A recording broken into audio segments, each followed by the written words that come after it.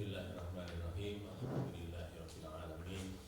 Nasta'inuhu wa nastaghfiruh wa na'udzu billahi min shururi anfusina wa sayyiati a'malina. May yahdihillahu fala mudilla lahu wa may yudlil fala hadiya lahu. Asyhadu an la ilaha illallah wa asyhadu anna Muhammadar Rasulullah. Allahumma shalli ala Muhammad wa ala ali Muhammad amma ba'du. Bapak Ibu, saudara-saudara sekalian yang dimuliakan Allah Subhanahu wa taala, kita mulai kajian kita Bulughul Maram min Adillatil Ahkam, bab da'wah wal bayyinat, bab tentang dakwaan dan pembuktian. Hadis yang terakhir dari bab ini ya. Hadis ke 1417 1417 atau hadis ke 1331 kalau di kitab syarahnya Subul Salam.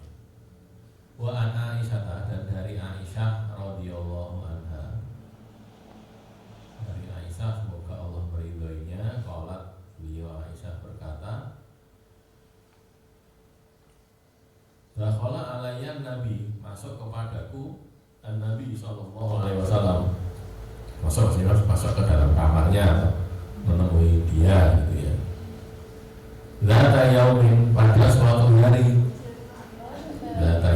pada suatu hari, masruron, dalam keadaan gembira, senang, masrur. Kalau ada bapak namanya Pak Masrur, bapaknya senang, gembira.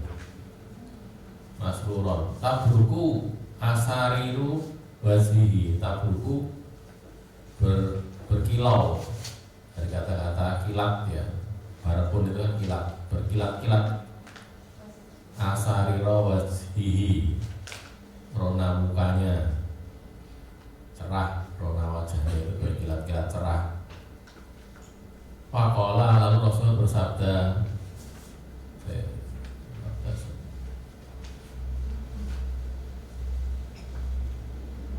taro ila mujazizil mudrizi, alam taro ya, alam taro, tidakkah kau melihat wahai Aisyah, ila mujaziz al-mudliji. Mujaziz asalnya ini bukan nama orang. Mujaziz itu orang yang melakukan memotong rambut kepala, jazza itu ya. Jazza itu artinya memotong rambut bagian depan itu. Di mujaziz itu yang bagian motong itu, orang yang itu kan. Asalnya yang begitu, tapi kemudian untuk menamai orang akhirnya Mujaziz al-Mudliji, dari Bani Mudlij. Mudlij itu nama suku, nama Bani. Mujaziz al-Mudliji, Mujazizin al-Mudliji. Tidakkah kau lihat dia itu tadi Aisyah, apa yang dia lakukan? Nadhara anifan, nadhara dia melihat, anifan tadi, akik baik mau, akik baik baru saja. Melihat siapa? Ila Zaid bin Harisah wa Usamah bin Zaid, kepada Zaid bin Harisah dan Usamah bin Zaid. Bapak dan anak ini ya, Zaid bin Harisah ini bapaknya, Usamah bin Zaid anaknya. Jadi Usamah bin Zaid bin Harisah gitu lah ya. Faqala, lalu dia berkata, Mujaziz al-Mudriji tadi berkata, hadhil aqdam, telapak kaki ini, ba'duha, sebagiannya, min ba'din, berasal dari sebagian yang lain. Telapak kaki ini, jadi yang dilihat telapak kakinya, bukan wajahnya. Nanti kita lihat di hadis yang akan kita sebutkan nanti ya. Usamah bin Zaid dan Zaid bin Harisah itu tidur, terus menutup tubuhnya seluruhnya, sampai wajahnya juga ketutupan dengan selimut. Jadi tidak kita ini siapa nggak kita? Yang kita itu kakinya dua ini, masing-masing kan punya dua kaki lagi. Ini kakinya Zaid, ini kakinya Usamah, sampingnya ini. Nah, terus Mujaziz ini tadi mengatakan ini berasal dari ini gitu. Jadi ini anaknya ini gitu. Ini si orang yang punya telapak kaki ini itu asalnya dari sini. Orang yang punya telapak kaki yang dua yang sini nih. Nah, satu maksudnya kan keturunannya gitu ya, keturunannya anaknya. Nah, kita lihat yang lafaznya yang ada itunya ya, ada tentang selimutnya tadi. tentang asari dulu. Asari luasnya maknanya garis-garis wajah pada dahi dan kilat atau kilaunya yang nampak karena kegembiraan. Orang kalau gembira wajahnya kan kita bersinar-sinar gitu, berseri gitu kan, kita senang gitu kan. Nah itu Nabi dalam keadaan begitu. Nah sekarang kita tunjukkan lafadznya yang saya sampaikan tadi ya. Lafadz di sini yang ada di Sahih Bukhari, hadis nomor 6771. Anak Aisyah, dari Aisyah, ini biar kelihatan semuanya ya.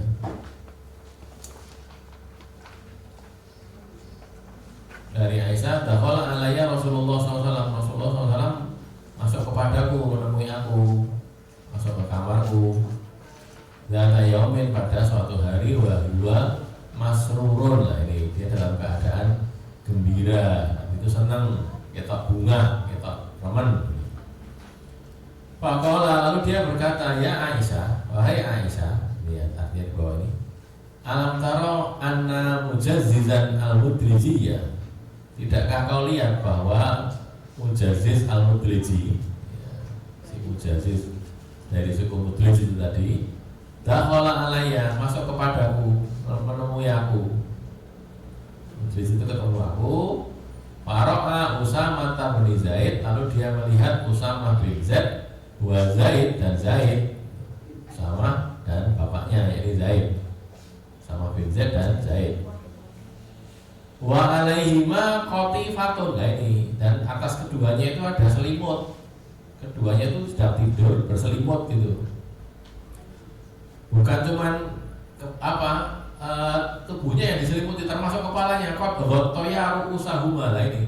Sungguh keduanya itu sudah menutupi kepala mereka berdua, ru'usahuma. Ghattaya keduanya menutupi ru'usahuma, kepala mereka berdua. Raketok wajahnya, sirahnya ketutupan umur, gitu ya. Wa badat aqdamuhuma, dan tampak telapak kaki keduanya. Orang tidur terlentang ya, bukan nekuk kakinya, tapi terlentang lurus gitu. Nah jejeran, kepalanya nggak kelihatan, tapi telapak kakinya kelihatan. Dua-duanya ini dua, sini dua gitu. Maqala, lalu dia Mujazziz itu mengatakan, inna hadhil aqdama ba'duha min ba'din. Sesungguhnya telapak kaki ini itu sebagiannya berasal dari sebagian yang lain. Artinya dia itu adalah keturunannya, ini anaknya ini delok telapak kakinya saja gitu. Kita nggak lihat orangnya, tidak tahu itu telapak kakinya siapa, tidak tahu. Kok begitu saja kok membuat Rasul gembira itu gimana sih? Nah ini sekarang kita bahas ya. Mengapa kok Gurane mau ngomong ngono ya biasa saja toh. Kok tidak gembira kenapa? Nah ini saya ceritakan dulu ya, kita bahas pelan-pelan ya. Kita kenali dulu orang-orang ini. Zaid bin Harithah adalah mantan budak Nabi SAW yang dihadiahkan oleh Khadijah, istri beliau, Khadijah binti Khuwailid ya, kepada beliau. Lalu beliau memerdekakannya karena lebih memilih beliau daripada bapak dan pamannya yang datang untuk memerdekakan dia. Ini ceritanya begini. Agak panjang sedikit ya, mudah-mudahan tidak membosankan. Jadi Zaid bin Harithah itu budaknya Khadijah asalnya. Khadijah beli budak Zaid bin Harithah ini. Ketika Khadijah menikah dengan Rasulullah itu dilayani oleh Zaid ini, dilayani kebetulannya gitu oleh Zaid bin Harithah. Lalu Rasul kita senang gitu kan, akhirnya Khadijah diberikan pada Rasul. Ya Rasulullah sudah ya, pakai suamiku ini tak berikan pada kamu. Jadi budaknya jadi milik Nabi, sudah jadi milik Nabi, gitu ya. Suatu ketika bapaknya yakni Harithah, Zaid bin Harithah kan, bapaknya Harithah sama pamannya, saya lupa namanya, pamannya Harithah namanya siapa? Datang kepada Rasulullah, datang pada Nabi waktu itu. Nabi belum sudah jadi Rasul ya. Jadi atau malah belum, saya lupa. Pokoknya waktu itu datang pada Rasulullah, lalu mau dimerdekakan. Ini budak, jadi budak kamu loh. Tak bayarnya Muhammad, tak bayar berapa biar merdeka, biar nggak balik sama kami. Mau ini anak saya. Kayak gitu saya. Nah, lantas Rasulullah menawarkan gini saja, Pak, Bapak berdua ini ya, tanya Allah, silakan ditanya Zaid bin Harisah itu. Tanyakan, kalau memang dia mau pulang bersama kamu berdua, tak bebaskan, rasa bayar, saya merdekakan, merdeka silakan bawa pulang. Gitu. Tapi kalau dia lebih memilih di sini, tolong jangan dipaksa pulang. Gitu. Jadi silakan pilih gitu loh. Tanyanya Zaid bin Harisah, takkan Allah, kamu ketemu sendiri sana, nggak usah di depan saya, kamu tanya dia sendiri sana, kamu tanyai. Kalau memang dia mau bersama kamu berdua, tidak usah bayar, tak merdekakan silakan bawa pulang. Tidak usah dibayar, pemerdekaannya itu. Nah, lantas Aman dan bapaknya ini dari saya datang pada Zaid, diomongi, yuk mulai yuk, Muhammad majikan kamu sudah mengizinkan kamu pulang, rasa bayar malah, kamu mau pulang. Zaid pilih Nabi. Jadi Zaid itu tidak mau pulang malah. Saya suruh pilih, saya pilih sini. Dipaksa sama bapaknya, mulai kan dari budak, perkosa, kemana merdeka. Kata Rasulullah, kalau dia memilih di sini, tidak saya jadikan budak, merdeka akan depan. Akhirnya Zaid merdeka, tapi lebih memilih bersama Nabi SAW. Gini loh ceritanya.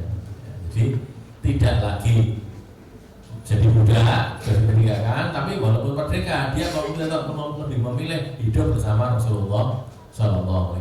Tidak mau pulang, tapi yang boleh. Itu ya, ini ceritanya Zaid bin Harisah. Sesudah itu nanti ceritanya masih panjang lagi. Akhirnya karena Zaid begitu, adalah Rasulullah tidak punya anak laki-laki lah ya. Anak laki-laki kecil sudah meninggal, bayi masih kecil sudah meninggal, Zaid sudah gede kan. Akhirnya diangkat oleh Nabi sebagai anak angkat. Sehingga Zaid itu disebut Zaid bin Muhammad pada waktu itu. Ya, jadi pernah begitu. Nabi itu pernah punya anak angkat Zaid ini. Sampai karena orang jahiliyah biasa menyebut nama anak angkat dengan nama bapak angkatnya, maka mereka nyebutnya Zaid bin Muhammad. Sampai turun surat Al-Ahzab ini, ya, yang membatalkan itu. Ini ya, di ayat yang keempat. Ini jadi karena pernah dipanggil begitu, lalu turun ayat Al-Ahzab ayat keempat ini. Ma'aza'allahu rasulin min qalbayni fi jawfi wa ma'aza'ala azwajakum allati tudhiruna minhunna ummahatikum wa ma'aza'ala ad'iyaakum abna'akum. Nah ini, jadi Allah tidak menjadikan ad'iyah, artinya itu anak angkat, anak asuh, anak yang diangkat. Jadi anak itu anak pepean itu ya. Itu abna'akum sebagai anak-anak kalian. Dzalikum qaulukum bi afwahikum, itu adalah omongan kalian dengan mulut kalian. Wallahu yaqulul haqqo, dan Allah itu mengatakan kebenaran. Wa huwa yahdis sabil, dan dia itu menunjuki jalan yang lurus maksudnya. Ud'uhum li abaihim, kamu seru mereka, kamu panggil mereka dengan nama bapak-bapak mereka. Wa aqsatu indallah, itu lebih adil, lebih benar di hadapan Allah. Jadi ini dibatalkan, tidak boleh lagi menyebut Zaid bin Muhammad, nggak boleh. Zaid bin Harisah, bapaknya namanya Harisah kok. Gitu. Jadi di sini nanti jadi ada kaidah fikih, nyimak sedikit ya. Sedikit ada kaidah fikih bahwa anak angkat itu tidak boleh dinasabkan kepada bapak angkatnya, nggak boleh. Saya ada di antara kita barangkali ya, kaum muslimin ini mupu anak, angkat anak, karena nggak punya anak, nggak punya putra, terus mupu anak. Dulu ada teman saya gitu ya, ada orang di rumah sakit melahirkan, terus bikin pengumuman, siapa yang mau mupu anak saya ini silahkan, tapi tolong bayar semua biaya persalinan. Nggak punya biaya untuk bayar itu, tapi anaknya silahkan dibawa. Nah waktu mau ngambil itu sudah kita cek dulu, cek gek itu zino, anak zino. Itu kan enggak, memang menikah tapi memang pernikahan tidak didaftarkan di KUA atau bagaimana, pokoknya menikah, pastikan menikah sudah. Terus ini pokoknya siapa yang bisa bayar biaya persalinan silahkan bawa anaknya itu pulang, bawa dipupu di PA anak itu. Karena alasannya waktu itu suami saya masih kuliah, gitu. Masih kuliah, terus sudah membiayai gitu, akhirnya punya anak, terus itu di gitu. Saya sudah bilang sama orang yang buku ini, kebetulan saya kenal ya. Itu nopo-nopo, tapi tolong jangan dipanggil bin jenengan, tidak boleh. Nanti kalau sudah anak ini gede, terus dibinkan siapa, itu binnya ya bin bapaknya, pokoknya namanya siapa. Jangan dipaksakan pada jenengan. Itu karena tidak boleh, dalam Islam tidak boleh seperti itu. Ya, diurus sampai waktu tertentu. Akhirnya orang-orang udah ngomongin dia, ngomong istrinya, pindah mbok kei anu ki apa akte kelahiran. Dan kayak akte kelahiran kok dilebok kene ngon kartu keluargamu.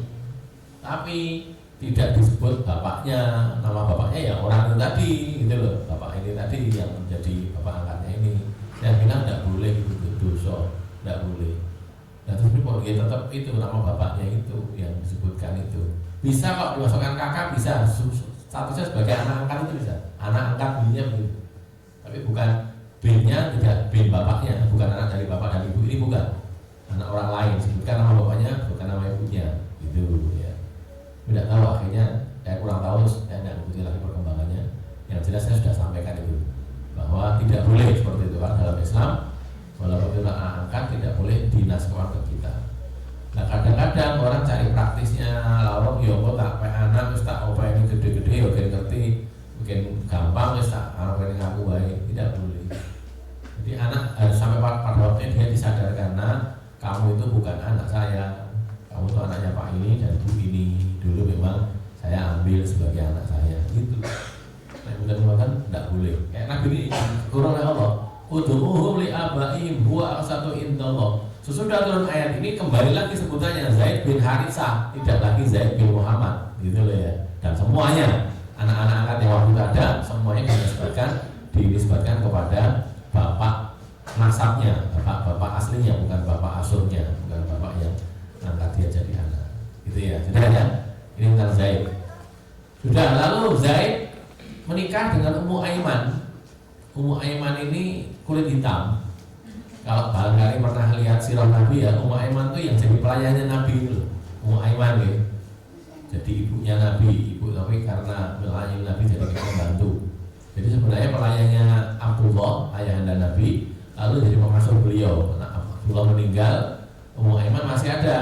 Lalu terus jadi pelayannya Rasulullah SAW ketika masih kecil. Ummu Aiman sebelumnya menikah dengan Ubaid, lalu punya anak namanya Aiman, maka sebutannya Ummu Aiman. Punya anak namanya Aiman. Sesudah menjanda dan masa-masa iddahnya, dia menikah dengan Zaid bin Haritsah. Ini ya, dah. Nah, Zaid bin Haritsah itu kulitnya putih, kulitnya putih. Lah Usama bin Zaid itu kulitnya hitam. Nah, gitulah ya. Walaupun ibunya juga kulit hitam, berarti si Ummu Aiman kan kulit hitam. Nah, Zaid bin Haritsah ini kulit putih.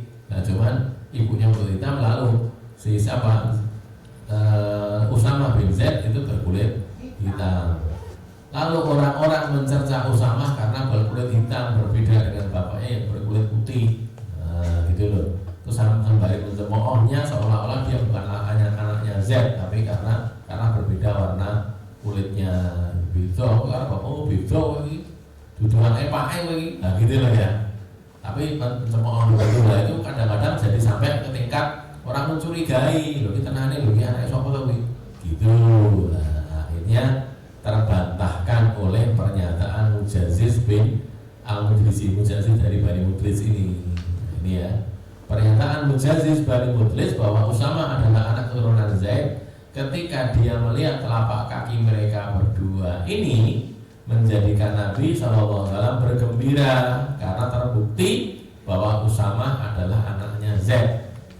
Lah Mujaziz ini seorang istilahnya apa itu? Ahli nasab gitu. Jadi di kalangan orang-orang itu ada orang yang bisa mengenali nasab orang hanya dengan melihat garis tangan dan garis kaki. Pertama kaki, telapak kaki delok itu. Garis-garisnya Ruki anaknya ini itu ada ilmunya. Nanti apa istilahnya? Kiafah, Qaif itu. Itu ilmu yang begitu itu bisa dipelajari. Nah, cuman saya tidak tahu, saya tidak punya ilmunya mobil caranya, tapi ada ahlinya di kalangan orang Arab ini. Jadi orang ya, tidak usah lihat asanya, dulu sikile itu, oh ini anaknya ini, oh ini dulu ini itu bisa dilihat. Dia tahu tentang begitu ya. memang punya kemampuan di situ. Nah, ini terkenal dari Bani Mudlis ada seorang mujaziz tadi ya, dikenal sebagai orang yang paham masalah nasab. Ketika melihat telapak kaki Zaid dan Usama, mujaziz Bani Mudlis sama sekali tidak melihat wajah mereka berdua karena tertutupi selimut. Bukan karena delok iki Zaid itu sama berarti anaknya, bukan gitu, tapi delok sikile gitu loh. Sikil kan ya nggak tahu nih sikilnya siapa kan nggak tahu kan ya, kakinya siapa kan nggak tahu. Maka dia begitu mengatakan gitu, orang-orang jadi percaya, oh bener ini memang anaknya Zaid. Jadi Usama itu Usama bin Zaid, bukan bin siapa ya, maka anaknya Zaid bin Harisah itu. Kalau di biologi, kalau kita baca biologi kan kita tahu ya, anak itu dari bapaknya sekian persen, dari ibunya sekian persen kan gitu kan.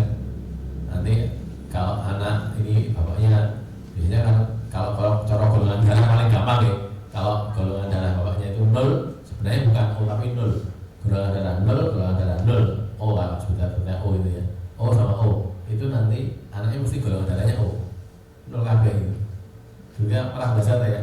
Kalau anak bapaknya A, ibunya B, itu anaknya ada yang A, ada yang B, ada yang AB, kayak gitu.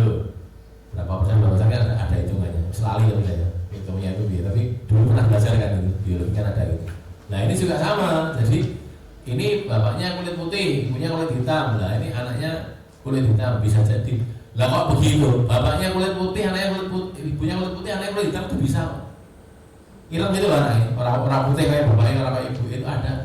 Sebaliknya bapaknya hitam, ibunya hitam, anaknya putih itu ya bisa, gitu loh ya. Ada mungkin secara hitung-hitungan genetika itu mungkin terjadi, walaupun kemungkinan berapa persen tapi ada. Maka ini tadi waktu itu mungkin orang belum belajar genetika seperti sekarang, tapi ini kok beda gitu, sini ireng sini putih ya gitu, kemudian terus di lock gitu sama bin Zaid itu di lock seperti itu. Mujaziz dikenal sebagai orang Arab yang ahli dalam ilmu nasab, baik di kalangan Bani Mudlis maupun di kalangan Bani Asad. Dia dipanggil Mujaziz karena artinya Mujaziz itu yang memotong, karena dia biasa memotong rambut depan dari tawanan ketika dia menawannya. Di bagian cukur, rambut depan itu dicukur, bukan kita naik dia itu tawanan itu disebut begitu, maka disebut sebagai mujaziz, orang yang suka potong-memotong ya, pekerjaannya memotong rambut orang. Hadis ini menjadi dalil bahwa persaksian seorang ahli itu diterima. Nah ini yang pokok dari fikihnya di sini. Ini kesaksian orang ahli bahwa dia adalah bagian dari dia ini adalah keturunan dari ini, itu diterima sebagai bukti gitulah ya. Kan kita bicara tentang bukti, dakwah dan bukti. Orang mendakwah, sama itu dua anak Zaid mau beda orang lain, kan gitu kan. Buktinya sekarang dibuktikan oleh tadi mujaziz tanpa melihat wajah, tanpa tahu ini siapa, tapi dia katakan ini adalah anaknya ini berasal dari ini gitu. Ya, karena bagaimanapun juga anak itu mesti ada bagian bapak atau bagian ibu yang ada pada anaknya itu, mesti ada, tidak mungkin tidak ada.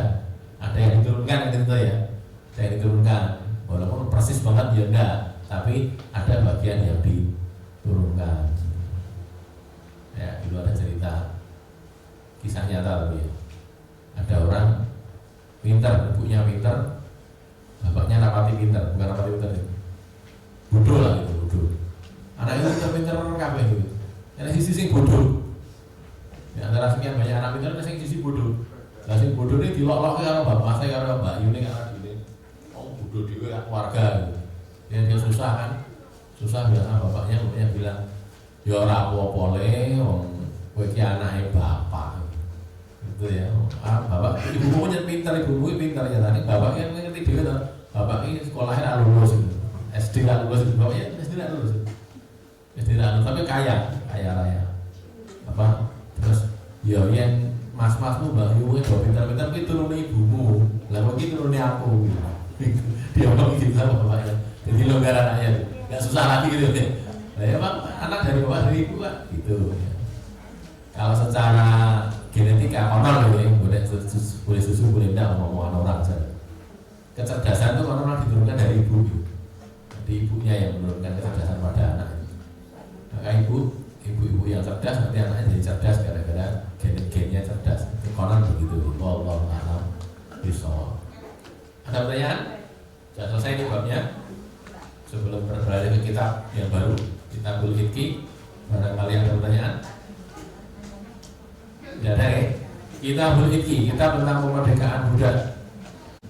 Ayyuma siapa saja yumri'in seseorang orang muslimin muslim, siapa orang Islam orang muslim yang aqtaqa imro'an musliman, memerdekakan seorang muslim juga, budak muslim, memerdekakan budak yang beragama Islam. Maka istangqadha Allah menyelamatkan, Allah menyelamatkan bikulli udwin, untuk tiap-tiap anggota tubuh, minhu darinya. Allah menyelamatkan setiap anggota tubuh dari si orang yang memerdekakan ini, udwan minhu, bikulli udwin, dari tiap-tiap anggota tubuh dari budak tadi, udwan minhu, satu anggota tubuh darinya, dari orang yang memerdekakan, minan nari, dari neraka. Orang yang memerdekakan orang lain yang Islam, yang memerdekakan Islam, yang dimerdekakan juga Islam, gitu ya. Itu memerdekakan kan utuh satu tubuh toh ya. Maka setiap anggota tubuhnya itu menjadi penyelamat anggota tubuh orang yang memerdekakan dari api neraka. Jadi misalnya budaknya punya tangan dua, gitu, merdeka kan dia, jadi merdeka tangannya, jadi merdeka juga toh. Maka tangan orang yang memerdekakan itu bebas dari neraka, tangan satu bebas, ini juga bebas. Punya perut itu, lah perutnya si budak itu memerdekakan, menyelamatkan perutnya si orang yang memerdekakan dari api neraka. Semuanya sampai utuh satu orang yang orang ini selamat dari api neraka. Itu apa namanya, fadilahnya, keutamaannya memerdekakan budak. Pada Sahih Bukhari, lafal hadis ini adalah, Sahih Bukhari namanya begitu. Ini kan juga dari Bukhari, cuman lafal hadis ini miliknya Muslim, yang di Bulughul Maram ini dari hadisnya Muslim. An Abi Hurairah an Nabi sallallahu alaihi wasallam qala, Nabi sallallahu alaihi wasallam bersabda, man a'taqa raqabatan muslimatan, barang siapa memerdekakan budak muslim. Raqabah budak, muslimah muslim.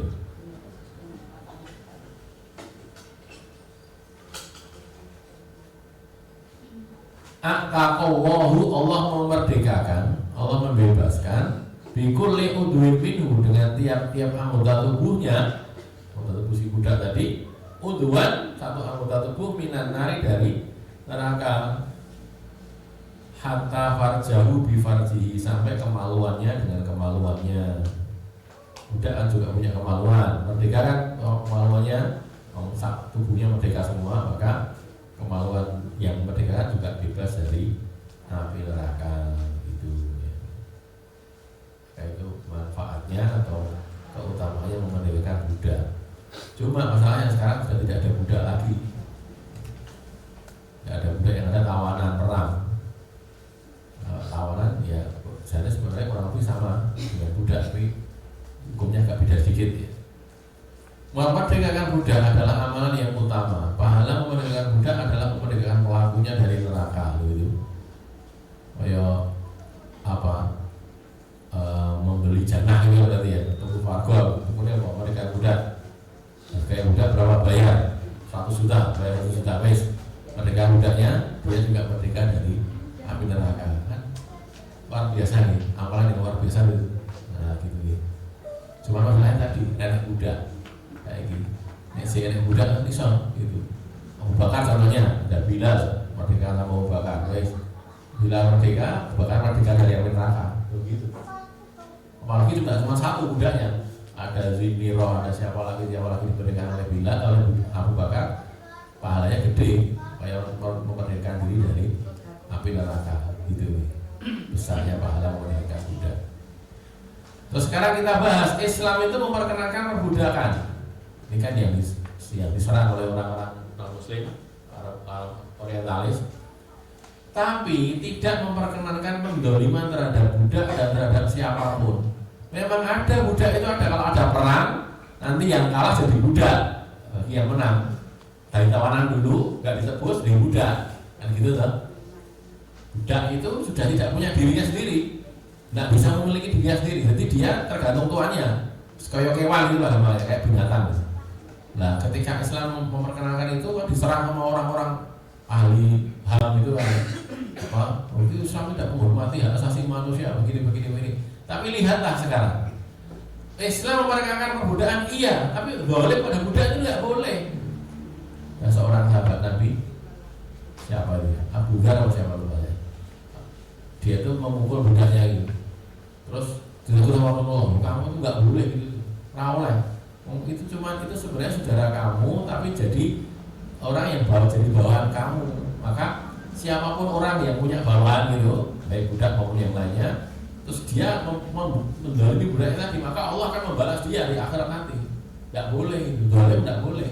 Dikuasai, iya dikuasai, tapi diperlakukan sebagaimana seharusnya, gitu loh. Tidak dizalimi, tidak. Ya, jadi pada kenyataannya kemudian ya banyak sekali budak milik orang Islam yang dimerdekakan oleh majikan atau tuannya, karena tuannya itu ingin mendapatkan pahala, oleh ganjaran, merdekakan baik gitu, merasa bayar, rasa merdeka, kamu merdeka, cukup begitu, dikatakan kamu merdeka itu sudah cukup karena itu dari tuannya, gitu ya. Penghapusan perbudakan melalui revolusi budak, kan ada dulu ya, atau pembangkangan budak terhadap tuan-tuan mereka. Dulu di barat, di Amerika itu ada itu, para budak-budak itu berontak itu melawan tuannya, itu tidak dibenarkan oleh Islam. Karena mengapa tidak dibenarkan? Karena terjadi penzaliman terhadap si pemilik budak. Sekarang kalau budak itu terjadi seperti barang kan ya, dimiliki oleh orang.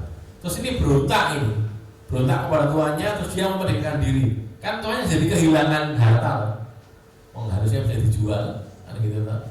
Jadi kehilangan harta. Lah dia dulu dapatnya budak dari mana? Dari beli juga, dari menang perang ke budak, atau kalau dia beli, artinya dia juga beli ya budak tadi sebagai barang. Karena gambarnya kalau itu wujudnya ini, misalnya apa ini? Mobil dimiliki oleh orang, terus mobilnya diambil oleh orang lain, kan dia zalim namanya. Kan gitu kan, yang dizalimi siapa? Ya orang yang memiliki mobil tadi gitu. Yang terjadi beberapa hari yang lalu di tempatnya siapa? Kemudian di PA itu sama. Nah itu sama satu lagi beberapa orang itu kan dijarahi rumahnya. Loh, bahwa dia melakukan kejahatan, entah korupsi, entah apa, kita nggak tahu ya, atau apa tidak yang jelas ada itu menyakiti hati orang itu kan, yang meloke macam-macam itu oleh uang orang disakit hati, itu iya, itu dosa dia udah. Tapi hartanya dijarah itu orang kena bener atau tidak boleh loh, kan itu ya. Oh, harta rakyat kusik toh, harta rakyat kusik. Nah, memang rakyatnya guru itu kan gitu tuh ya. Misalnya betul itu harta dari hasil dia jarang, misalnya gitu kan, belum tahu kan itu, tidak tahu, perlu dibuktikan dulu. Begitu, ini itu tidak boleh diambil, tidak boleh. Harta itu harta milik dia pribadi kok dijarah. Gen kapok loh, kok gen kapok nggak boleh. Dalam Islam dihormati kepemilikan harta itu. Jangankan dia yang orang Islam, yang orang Kristen saja, orang kafir saja, hartanya itu loh nggak boleh dijarah. Maka kita sampaikan kepada saudara kita barangkali yang salah paham ya. Ini enek orang kafir, orang Kristen atau orang Katolik atau orang Buddha, Hindu atau macam-macam Konghucu, macam-macam itu ya. Terus ini dia punya toko emas, colong gue toko emas itu, juga gue emas itu, gue mau harta fake dari itu gitu, harta fake itu makarnya harta fake gitu, dipek gitu, tidak boleh loh, haram gitu, tidak boleh. Loh kan dia orang kafir, walaupun orang kafir, kita dilarang gitu, tidak boleh diambil begitu. Lah itu kok kalau ada perang kok ada ghanimah, kalau perang ya gitu loh. Perang lain, kalau orang Islam sama orang kafir berperang, orang kafir kalah, hartanya jadi ghanimah bener. Nah ini kan nggak ada perang.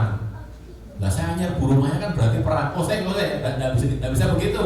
Kamu nyerbu itu kamu merampok itu berarti bukan perang itu, begitu loh ya. Perang itu ada aturannya, banyak fikih jihad itu banyak, aturannya banyak.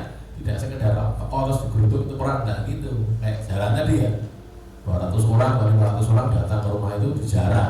Nah, walaupun ada satpamnya rawani loh, mau pakai wong ini gitu ya. Ya wes kalau jiku orang-orang semua rawani juga nggak berani. Kalau dia melawan bisa mati juga kan. Atau mungkin dia lari barangkali gitu. ya tidak sah, tidak boleh, dosa, tidak boleh, nggak boleh, ya dosa. Aku nemu $2, $2 itu loh, $1.000 lumayan banyak, $1.000 ada yang berapa ratus dolar, ada yang berapa puluh ribu bahkan ya, berbelasan ribu dolar, ya nggak boleh, itu haram, tidak boleh diambil. Gitu ya, ini seperti tadi.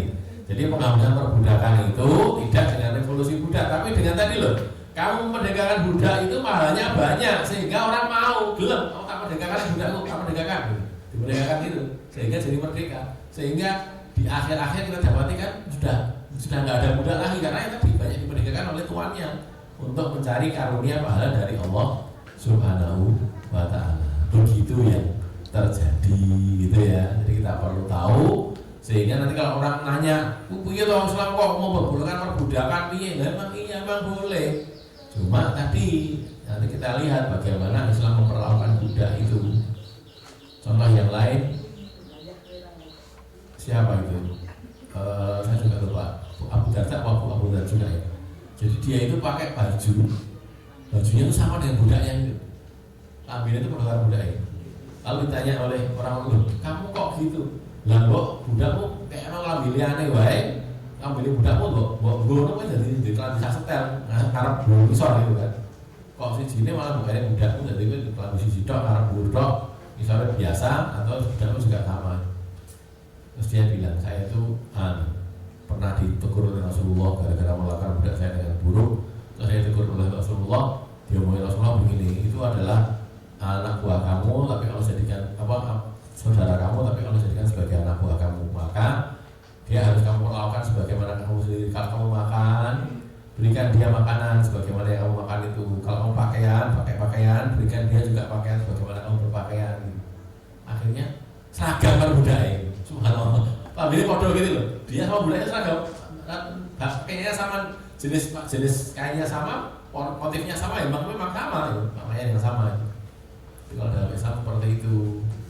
Disebutkan juga kalau punya budak jadi pembantu gitu ya, jadi pelayan rumah tangga gitu. Kalau dia masak, maka kata Nabi ini yang ngomong, kalau kamu mau ajak dia makan bersama kamu, makan bareng gitu. Ini sangat tabu kan dalam tradisi bangsawan Keraton itu kan sangat tabu itu. Enek abdi dalam kok makan bareng raja itu tabu itu, nggak mungkin terjadi gitu kan. Nah Rasulullah berkata, kalau kamu keberatan, maka ambilkan dia makanan itu. Jadi dia masak, oke? Masak, mungkin Rasul tahu apa sebagian keberatan, baik, tidak apa-apa. Kamu ambilkan sebagian jika nawesnya itu untuk kamu ya, kamu makan di sana ya. Tapi makanannya sama. Itu ajaran Islam sampai ketinggian itu gitu loh. Di makanan yang sama. Kalau kamu bersedia, kamu berkenan makan bareng. Tapi kalau kamu tidak berkenan, ambilkan dia sebagian. Yang dia masak itu dia ambilkan sebagian. Terserah kamu kasih ke berapa, biar dia ikut makan juga. Makan hasil masakan dia itu. Yang ini kalau zaman dulu di kalangan bangsawan, kalangan keraton itu, kalangan kerajaan itu sangat tabu, tidak mungkin. Namanya budak, namanya pelayan itu tidak pernah makan kok sama dengan makanan majikannya, nggak pernah. Jadi sing kene masak itu, dia masak itu bukan untuk dia makan, untuk majikannya sama sekali. Engkau nek turah tidak boleh dimakan, dibuang. Itu begitu. Nanti dia makan yang lain, itu begitu. Yang terjadi seperti itu. Maka Rasul sudah tahu itu kan. Rasul mengatakan kalau kamu mau ajaran Islam seperti itu, kamu mau makan bersama kamu, jadi satu meja dengan kamu, atau satu halakoh dengan kamu. Atau kalau enggak, ambilkan sebagian, biar dia ikut merasakan makanan itu tadi. Jika sebagian sisihkan, memang menikah ya. Tapi makanan yang sama, begitu loh. Itu Islam dalam mengatur perbudakan sampai setingkat itu. Kita sampaikan pada orang-orang itu yang mencela Islam membolehkan perbudakan. Iya. Nek ora kaya perbudakan nggonanmu ki ora, ndak. Dimanusiakan itu, dimanusiawikan, diperlakukan secara manusia ya, diperlakukan secara manusia. Itulah ya itu keadaan Islam dalam memandang perbudakan memang seperti itu. Wallahu a'lam bishawab. Sebelum lanjut ke hadis berikutnya, barangkali ada pertanyaan. Kalau ada silakan. Silakan.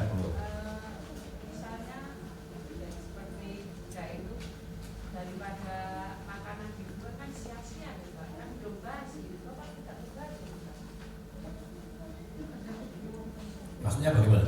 Maksudnya itu daripada buang tamu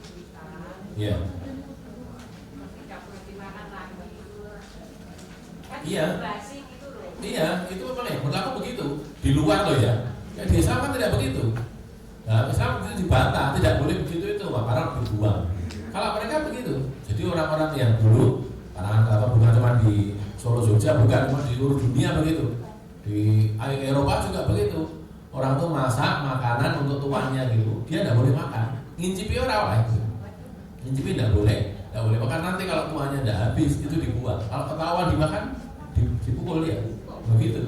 Memang begitu keadaannya. Silakan dicek di sejarah ya, di kita buku-buku sejarah kita akan dapat lihat yang seperti itu. Itu perlakuan budak zaman dulu. Dalam Islam tidak boleh seperti itu. Gitulah ya, tidak boleh.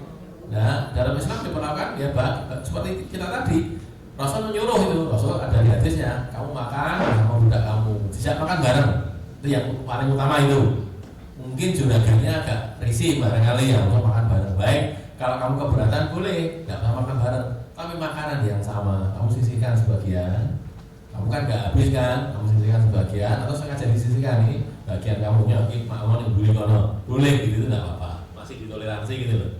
Tapi tidak boleh kok makanan untuk beda, harus beda seperti yang terjadi di luar-luar itu tidak boleh ditentang dalam Islam. Gitu loh. Ya, jadi makan makanan yang sama atau yang paling baik ya tadi bareng gitu. Nah kalau bareng lebih bagus lagi.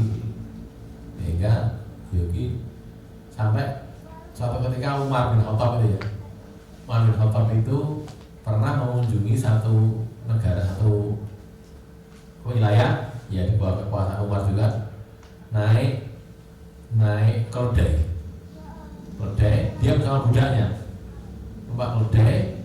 Ya namanya Umar sebagai tuannya kan Umar yang naik keledai, tapi Umar itu rusaknya budaknya gentenan ya, gentenan gitu.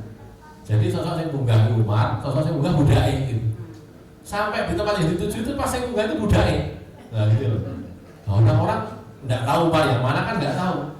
Lalu orang-orang, oh ya Amirul Mukminin silahkan masuk, kan budaknya bingung.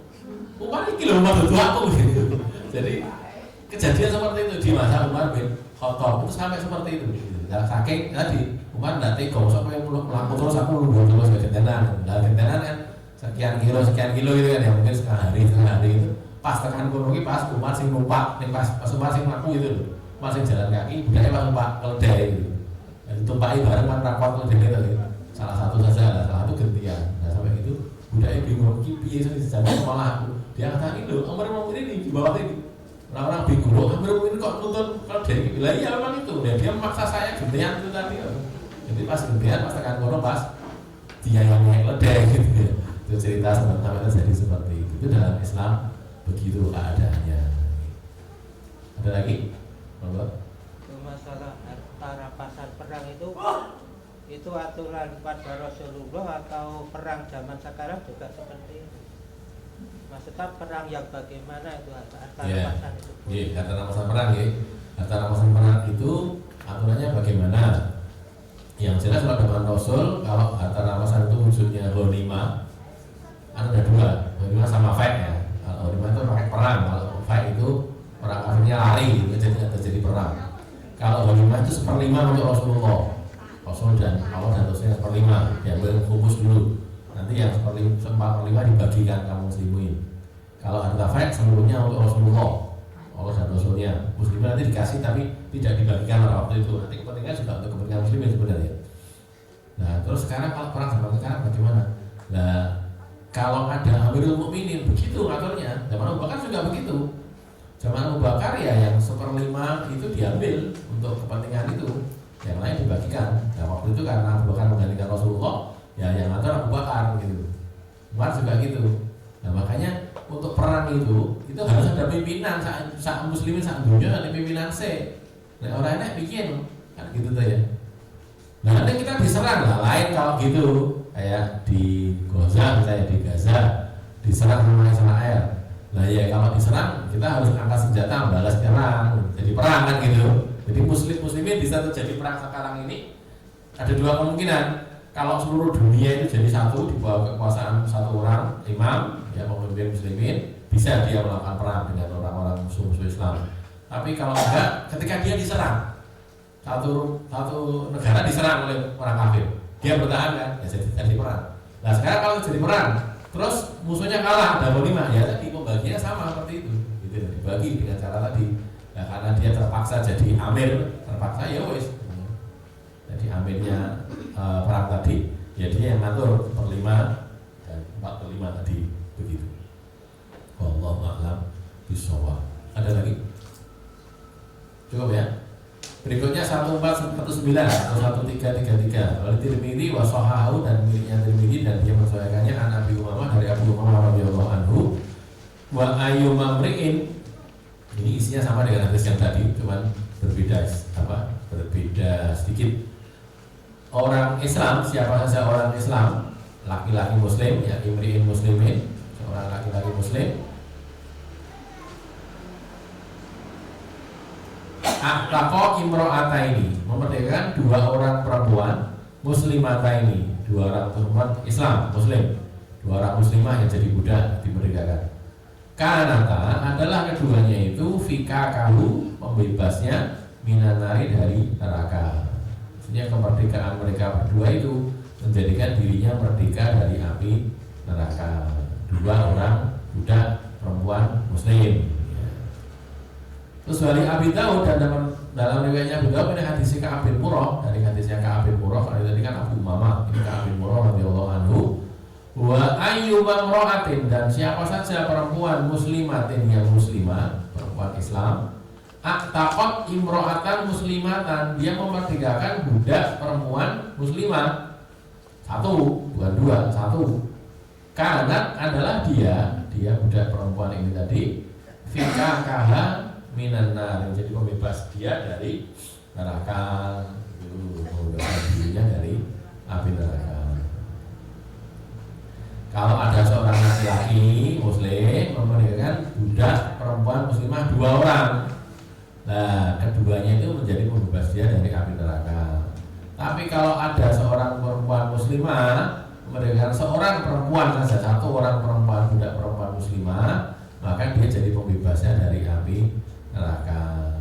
Nah, dari sini ulama kemudian mengambil istinbat bahwa pembebasan budak laki-laki itu lebih utama daripada pembebasan budak perempuan, gitu ya. Kenapa begitu? Kalau kita bandingkan dengan hadis yang ke 1418 tadi, kan ini tadi kan membebaskan seorang muslim, ini ya, kita lihat lama nih, laki-laki muslim membebaskan budak laki-laki muslim, gitu. Maka dia terselamatkan dengan dirinya tadi dari api neraka. Nah, ini saya memerdekakan orang lanang Islam, yang dimerdekakan juga budak laki-laki muslim juga. Maka ini jadi memerdekakan dia dari api neraka, membebaskan dia dari api neraka. Bukan kok yang ini bebas, yang ini berrokok, bukan begitu loh, bukan.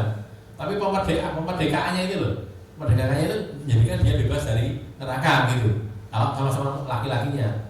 Kalau seorang laki-laki muslim memerdekakan budak perempuan 2 orang, itu jadi membebaskan juga dari api neraka, gitu. Nek 1 beda kurang, gitu loh. Makanya diambil kesimpulan istinbat bahwa lah kok bisa lah, karena yang memerdekakan juga perempuan kok. Nek perempuan bisa, gitu. Jadi kalau perempuan memerdekakan perempuan yang lain menjadi budak, itu sudah cukup. Tapi laki-laki untuk bisa bebas sama sekali dari neraka itu harus 2 orang perempuan atau 1 orang laki-laki. Nah karena begitu, ini ya, dari 2 hadis ini tadi, 3 berarti ya ini, dan hadis 2 di bawah tadi, diambil istinbat, diambil kesimpulan bahwa memerdekakan budak laki-laki muslim itu lebih utama daripada memerdekakan budak perempuan muslimah. Itu ya. Tapi masing-masing ada keutamaan, iya, tapi yang lebih utama yang ini daripada yang itu, begitu ya. Itu sekedar tambahan saja dari hadis ini tadi. Ada pertanyaan? Mudah-mudahan bisa diikuti yang jelas kayak 1/2 lah, tidak salah gampangnya, kayak dalam warisan.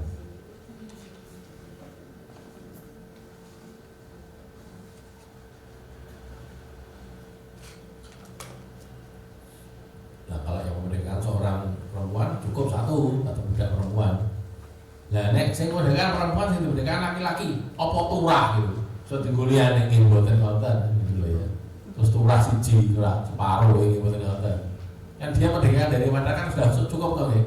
Anu anakku ya, anakku yang kamu dengan muda sendiri saja sana nanti biar dapat merdeka juga gitu loh. Masing-masing dengan amalnya sendiri-sendiri gitu. Jadi makanya kalau merdeka lebih dari satu lebih utama sih ya, tapi kan terus sudah seutuhnya tubuhnya merdeka terus butuh merdeka mana lagi kan sudah nggak ada ya. Gua anakku tidak bisa begitu ya. Anaknya sendiri yang berbuat, kalau anak yang berbuat ya bisa begitu keadaannya. Wallahu a'lam bishawab. Ada pertanyaan?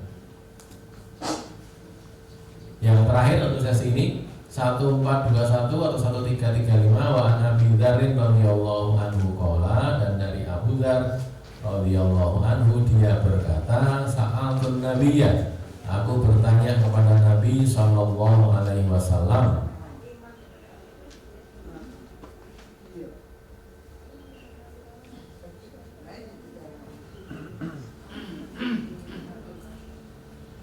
pertanyaannya, ayul amali afdolu, amalan apa yang lebih utama, yang paling utama?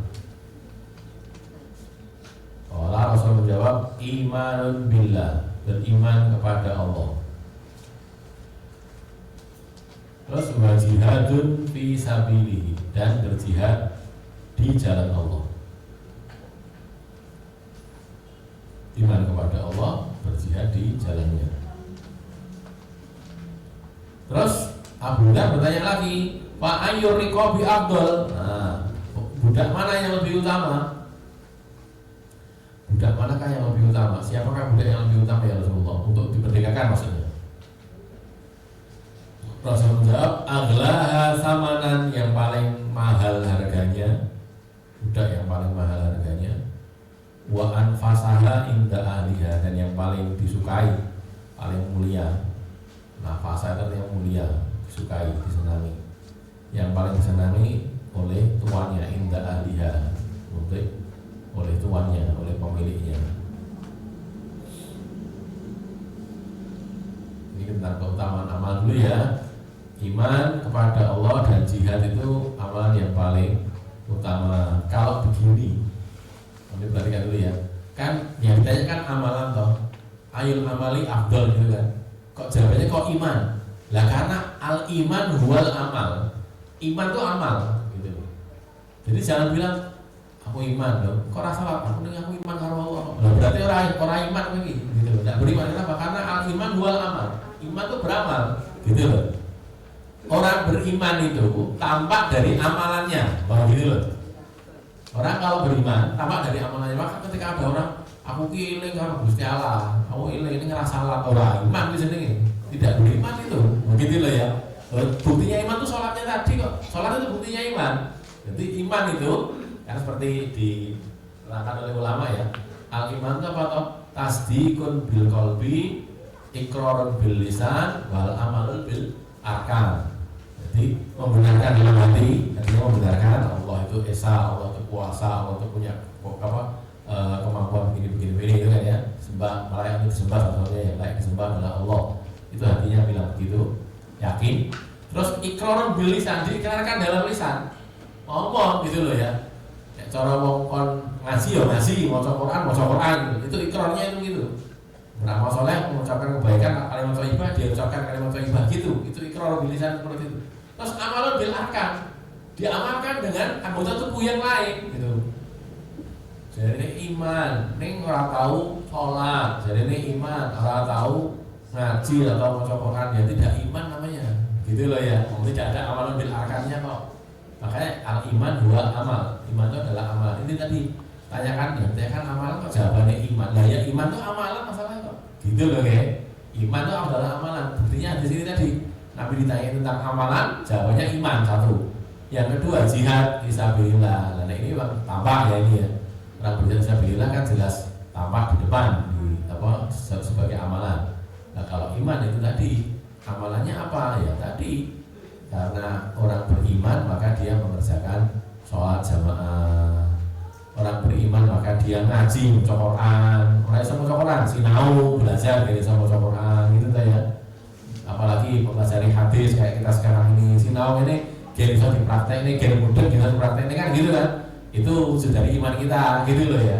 Jadi ada perwujudan nyatanya itu ada, sehingga kalau ada orang ngomong saja, jadi iman itu bukan hanya percaya. Hanya mempercaya orang kafir Quraisy itu dia percaya adanya Allah.